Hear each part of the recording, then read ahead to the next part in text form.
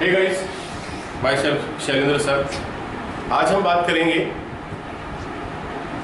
Linear equation two variable को सॉल्व करने की तीसरी मेथड। जैसा कि पिछली क्लासेस में हमने दो अलग अलग मेथड्स के बारे में बात की, और अभी जब मैं एक बच्चे से बात कर रहा था, ये आपके लिए जस्ट लाइक अ जोक, मैंने पिछली क्लासेस में चीज क्लियर करी।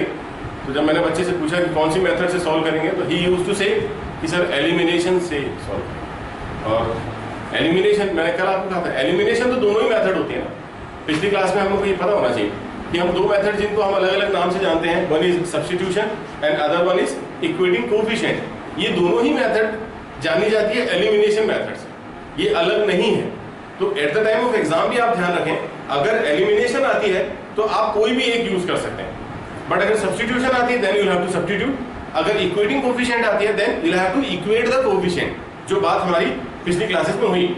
आज हम बात करेंगे इन्हीं लीनियर इक्वेशंस को सॉल्व करने की अगली मेथड, जिसका नाम होता है बड़ा सिंपल, बड़ा सबसे इजी मैं मानता हूं इस मेथड को, और वो होती है cross multiplication. Cross multiplication method में हमें बड़ी छोटी सी एक बात ध्यान रखनी है। तो हम शुरू करते हैं स्टैंडर्ड फॉर्म से। अगर मैंने दो इक्वेशंस ली तो मैं दो इक्वेशंस को इस तरह से यूज करूंगा, a1x plus b1y plus c1 equals to 0। हम सब यहाँ जानते हैं कि a1 b1 c1 जो है वो हमारे कोफिशिएंट्स हैं, कांस्टेंट टर्म्स हैं, और x y जो है वो हमारे वेरिएबल्स हैं।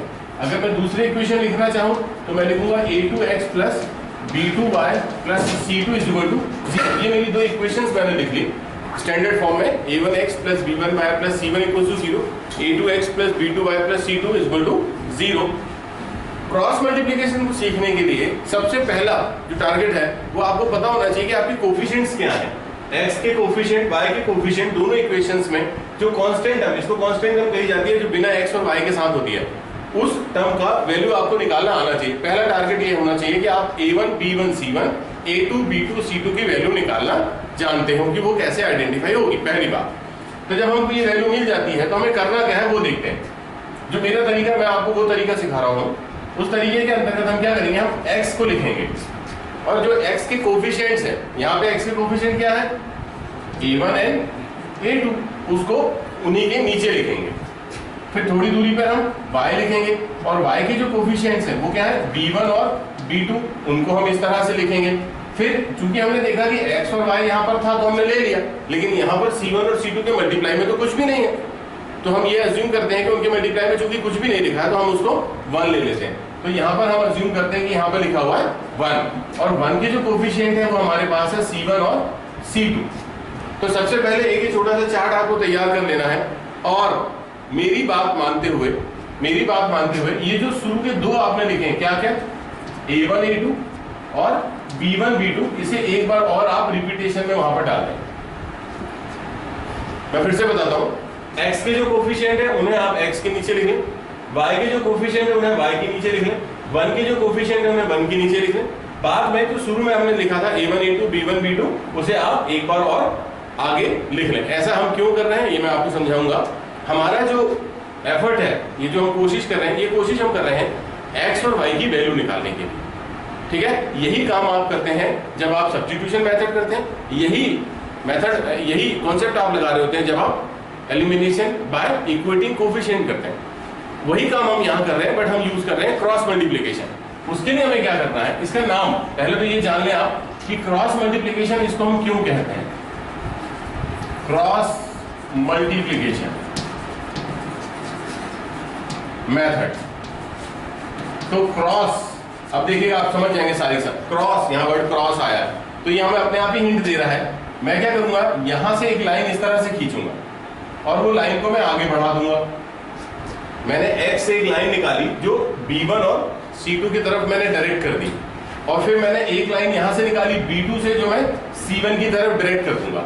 अब आप यहाँ क्लियरली देख सकते हैं कि यहाँ बड़ा सा क्रॉस दिख रहा है, ये क्रॉस। अब मल्टीप्लिकेशन वर्ड का मतलब वो भी हम देख लेते हैं। तो चूंकि हमारी लाइन x से चले था हमारा एरो, तो हम x के नीचे जब टर्म्स को लिखने जाएंगे तो आप यहाँ देखें b1 के साथ c2, तो आप इसे मल्टीप्लाई में लिखेंगे b1 c2। यहाँ b1 से c2 की तरफ डायरेक्ट है तो हम लिखेंगे b1 c2, एंड देन आप देखें b2 से c1 की तरफ है तो आप यहाँ माइनस लगाने के बाद लिखेंगे b2 c1। ये हमारे आ गया x के नीचे का टर्म। इक्वल टू आप लगा लें, फिर y के लिए आप सबको समझ में आ गया होगा, एक लाइन चलेगी y से जो जाएगी C1 से A2 की तरफ। मैंने क्या कहा, y के नीचे C1 से A2 मतलब C1 A2। अब एक लाइन नीचे से ऊपर की तरफ हमें भेजनी है तो वो क्या बनेगी, C2 A1। बहुत सिंपल। इसके बाद हम देखेंगे ये कांस्टेंट टर्म, तो कांस्टेंट टर्म से जो रे हमें निकालनी है वो जाएगी A1 A2 minus sorry A1 B2 minus यहां से यहां भेजनी है हमें A2 B1। तो हमारे पास ये तीन टर्म्स आ गई जो हमने इक्वल टू के साइन के साथ लिखी हुई है। अब हमारा जो लॉजिक था, हमारा जो कॉन्सेप्ट है वो है x और y की वैल्यू निकालने का। तो यहाँ जब हम x की वैल्यू निकालना चाह रहे थे, पर हमने तो देखा x के नीचे डिनोमिनेटर लिखा हुआ है, यहाँ y के नीचे डिनोमिनेटर लिखा हुआ है, लेकिन ये एक टर्म है जो कांस्टेंट है, जो बिना x और y के है। तो मैं आपसे कहूंगा कि आप क्या करें, ये वाली और ये वाली को आप इक्वल ले लें। ऑलरेडी इक्वल टू का साइन लगा हुआ, तो आप इस तरह से लिख लें x upon b1 c2 minus b2 c1 is equal to 1 upon a1 b2 minus a2 b1। ये हमने लिख लिया। अब हमें चूंकि x की वैल्यू निकालनी थी तो हम क्या करेंगे, x को यहाँ छोड़ देंगे और जो डिनोमिनेटर वो ट्रांसफर करके न्यूमरेटर बना लेंगे। Means b1 c2 minus b2 c1 upon a1 b2 minus a2 b1। ये इस तरह से हम लिख लेंगे, ये हमारी x की वैल्यू आ गई। दूसरी बात, जब हमें y निकालना था तो हम इन दोनों को इक्वेट करेंगे। मींस हम लिखने वाले हैं y अपॉन में c1 a2 minus c2 a1 is equal to 1 upon a1 b2 minus a2 b1। अब हमने पहले क्लियर कर लिया अपने आप को कि हमें y की वैल्यू चाहिए, तो y की वैल्यू निकालने के लिए डिनोमिनेटर उठा के हम वहां ट्रांसफर कर लेंगे। तो यहाँ y इज इक्वल टू आ जाएगा c1 a2 minus c2 a1 upon a1 b2 minus a2 b1। ये हमारी वैल्यू निकल के आ गई y की। तो हमारे पास अब हमारी जो रिक्वायरमेंट थी x की वैल्यू और हमारी जो रिक्वायरमेंट थी y की वैल्यू, वो दोनों की दोनों वैल्यूज जो है वो हमारे हाथ में है। तो ये तरीका जो है सिंपल सा है, ये कहलाता है क्रॉस मल्टीप्लिकेशन मेथड। लेकिन हमेशा एक बात याद रखिएगा कि जो क्रॉस मल्टीप्लिकेशन मेथड है, ये मेथड यूज करी जाती है कुछ टिपिकल किस्म के क्वेश्चंस के लिए, क्योंकि जो न्यूमेरिकल क्वेश्चंस होते हैं जैसा कि अब तक हम करते चले आए हैं, वो क्वेश्चन बहुत आसान होते हैं और वो किसी भी मेथड से हो जाते हैं। लेकिन कई बार ये होता है, जैसे मैं एग्जाम्पल के तौर पे कोई क्वेश्चन हम ले लेते हैं, उससे हम समझ पाएंगे कि हमारे लिए क्या सही है और क्या गलत है और हमें कैसे करना चाहिए और हम कैसे आगे बढ़ सकते हैं, है ना। ऐसा करते हैं वो ठीक रहेगा। जैसे एक बड़ा सुंदर क्वेश्चन है, देखिएगा। एक बात मैं आपको समझा दूं कि अगर हम एग्जाम्पल ले रहे हैं तो कभी भी हमें टीचर्स की तरफ से जो एग्जाम्पल मिल रहा है वो टफ होना चाहिए। देखिए, इजी क्वेश्चन तो आप कर ही लेंगे, ये तो आप भी जानते हैं, इजी क्वेश्चन आप कर ही लेंगे। तो टीचर अगर आपको गाइड कर रहा है तो उसे आप हमेशा डिमांड कीजिए कि सर थोड़ा सा टफ टाइप का क्वेश्चन अगर हम लेते हैं तो ज़्यादा मजा आएगा। जैसे कि मैं अगला क्वेश्चन आपके लिए लेने वाला हूँ। यहाँ पर मेरे पास जो क्वेश्चन है वो है a minus B into X plus a plus B into Y is equal to a square minus 2ab minus b square. Then next equation जो है a प्लस बी एक ब्रैकेट में, x प्लस वाई दूसरे bracket में, और फिर हमारे पास लिखा हुआ है is equal to a square plus b square. अब आप ये गैस कर सकते हैं, ये अंदाजा लगा सकते हैं, आपको ये बात समझ में आ गई होगी कि ये क्वेश्चन थोड़ा सा नॉर्मल तो नहीं दिख रहा है, तो आप इक्वेटिंग कोफिशिएंट या सब्स्टिट्यूशन मेथड के फेवर में कम ही रहेंगे। ठीक है, एक बात। दूसरी बात, अंडरस्टैंडिंग के लिए पहला तरीका यह है, अगर हमको क्वेश्चन में डिक्लेयर किया गया है कि find the value of x and y using cross multiplication method, तो फिर तो हमारा बाउंडेशन हो गया। अगर हमें पेपर में, क्वेश्चन पेपर में मेथड लिखी हुई आ जाए कि साहब इसको सॉल्व कीजिए by using cross multiplication method, तो आपको तो कंपल्सरीली क्रॉस मल्टीप्लिकेशन लगाना पड़ेगा। मैं आपको बहुत स्लोली आराम से सिखा रहा हूँ, कोशिश कीजिएगा सिर्फ एक सवाल में आप इतना अच्छा सीख जाएं कि आप इसके जैसे 20 सवाल कर सकें।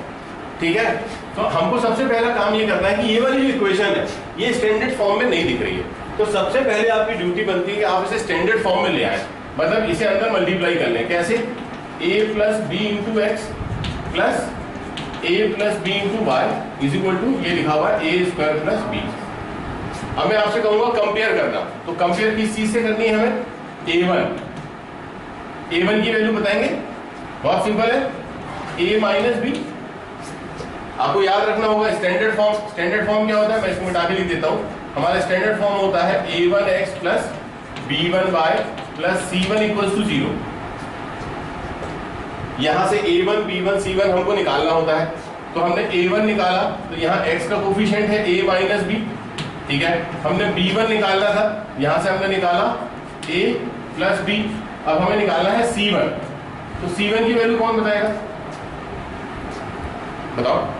Minus a square plus 2ab plus b square. Minus b square लिखा है ना, प्लस अच्छा आपने सबको माइनस साइन अंदर ले आके बोला, वेरी गुड, बहुत अच्छी।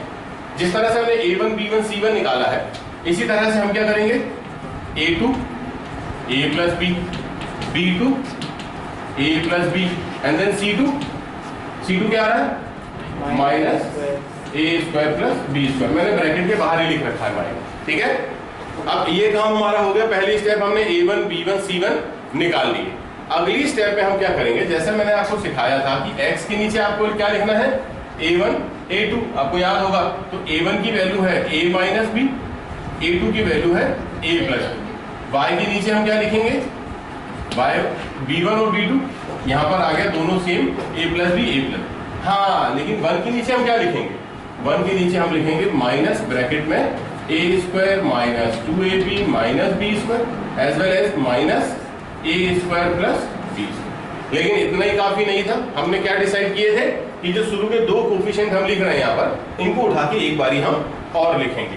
तो यहाँ पर आ जाएगा a माइनस बी, यहाँ पर आ जाएगा a प्लस बी, यहाँ पर आ जाएगा a प्लस बी, यहाँ पर आ जाएगा a प्लस बी। ये सिंपल सा हमारा एक हमने टेबल की तरह कंस्ट्रक्ट कर लिया, जिससे हम अब x और y की वैल्यू निकालने के लिए आगे जाएंगे यूजिंग क्रॉस मल्टीप्लिकेशन मेथड। तो x से जो एरो चलेगी वो एरो आप इस तरह से लगा सकते हैं। तो x के नीचे जब हम टर्म लिखेंगे तो देखिए क्या लिख रहे हैं, किसको मल्टीप्लाई कर रहे हैं, a प्लस बी को, a प्लस बी को हमने किसके साथ मल्टीप्लाई करना है, ये। तो हम यहाँ दो ब्रैकेट यूज करेंगे, माइनस के साथ minus a square plus b square, then again put a sign of minus, फिर एरो हम इस तरह से लगा देंगे। तो यहाँ पर हम लिखेंगे a प्लस बी, और हम दो ब्रैकेट इस्तेमाल करेंगे क्योंकि हमारे पास माइनस है, a square minus 2ab minus b square, दोनों ब्रैकेट हमने कर दिए बंद। इज इक्वल टू अब हम किसके लिए जाएंगे, हम y के लिए जाएंगे। तो y के साथ हम जब एरो लगाएंगे तो इस तरह से हम एरो लगा देंगे।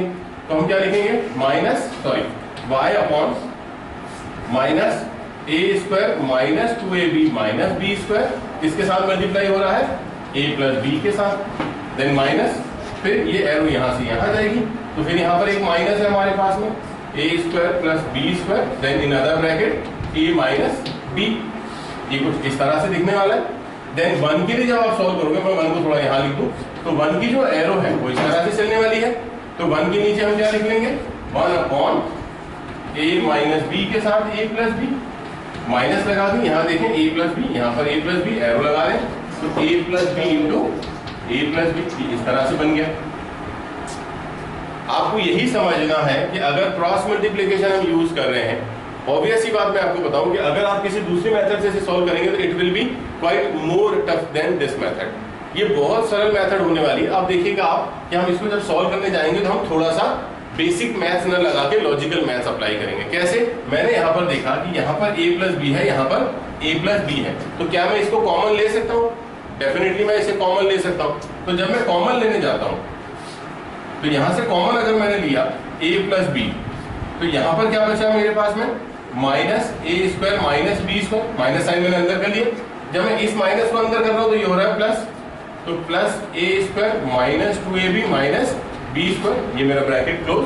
अब देखें आप, यहाँ माइनस a स्क्वायर, यहाँ प्लस a स्क्वायर, ये तो कैंसिल हो गया। यहाँ पे लिखा है माइनस b स्क्वायर होता है माइनस 2ab, तो माइनस b स्क्वायर, और यहाँ पे लिखा है माइनस 2ab। देन अगेन हम आगे चलते हैं, y के साथ हम कुछ अप्लाई करने की सोचते हैं, लेकिन उसमें हमारी छोटी सी उलझन ये है कि यहाँ a प्लस बी है और यहाँ पर a माइनस बी है, तो मुझे कुछ और तो समझ में आया नहीं, तो मुझे थोड़ी सी ऐसा लगा कि मैं इसको मल्टीप्लाई कर लेता हूँ, कॉमन तो मैं ले नहीं पा रहा।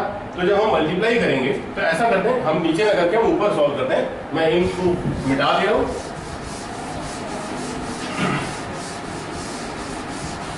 फिर से हम मल्टीप्लाई कर लेते हैं। तो हमारे सामने यहाँ पर x के लिए जो टर्म है वो छोड़िए, हम y के लिए सॉल्व कर रहे हैं, तो y अपॉन में मल्टीप्लाई कीजिए, इसको माइनस के साथ करेंगे तो a will go to all the three terms, तो क्या हो गया minus a cube then plus 2a square b then plus AB square then b इसी तरह से एंटर करेगा, माइनस के साथ ही जाएगा, माइनस के साथ जाएगा तो क्या हो जाएगा minus a square b then plus 2ab square then plus b cube. ये लेफ्ट वाली टर्म मल्टीप्लाई हमने करी, राइट वाली को मल्टीप्लाई करेंगे, माइनस और माइनस हम कर लेंगे प्लस, तो हमारे पास क्या बनेगा plus a cube then B square plus b square a minus a square b then minus b। ये हमारे y के डिनोमिनेटर में बनने वाली टर्म।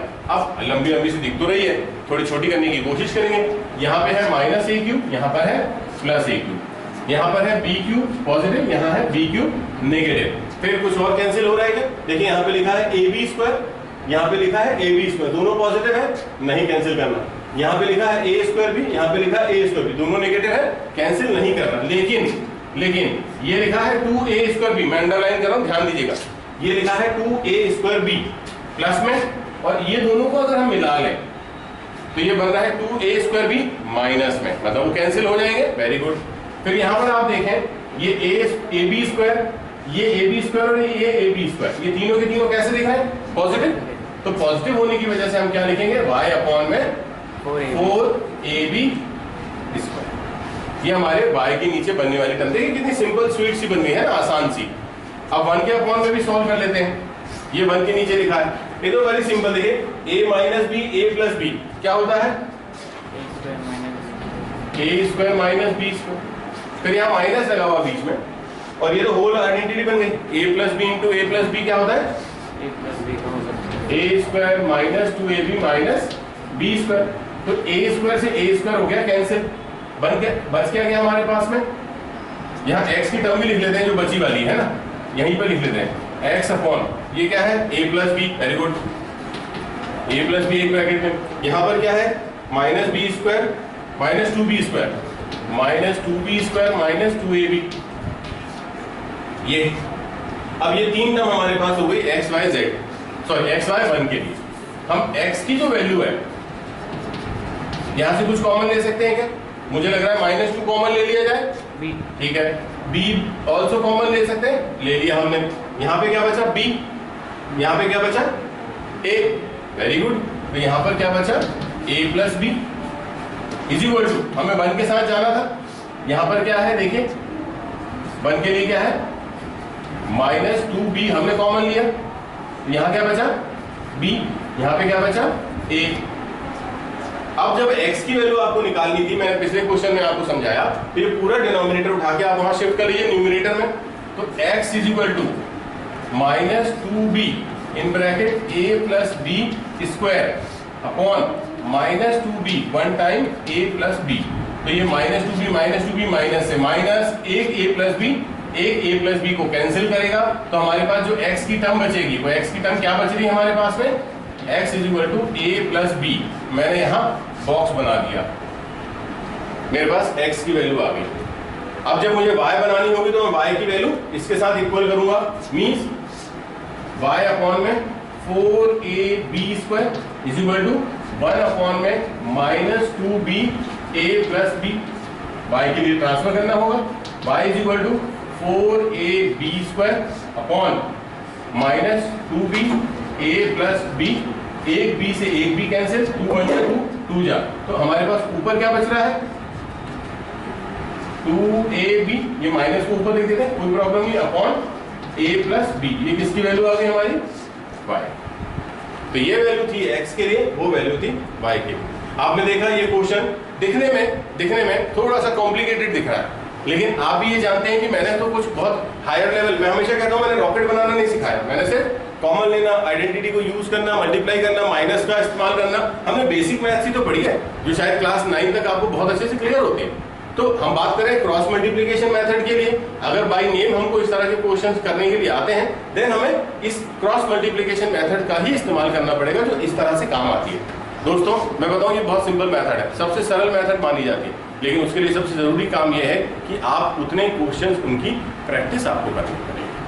क्वेश्चन आप देख सकते हैं, थोड़ी सी लेंथ बढ़ रही है, थोड़ी सी ज़्यादा कॉम्प्लिकेटेड आपको दिख रहे हैं, तो उनको ईजी बनाने के लिए एक स्लोगन आपने सुना होगा, practice makes the man as well as women perfect. तो if you want to be perfect then you will have to practice harder and harder and harder. That's fine for today, see you next time.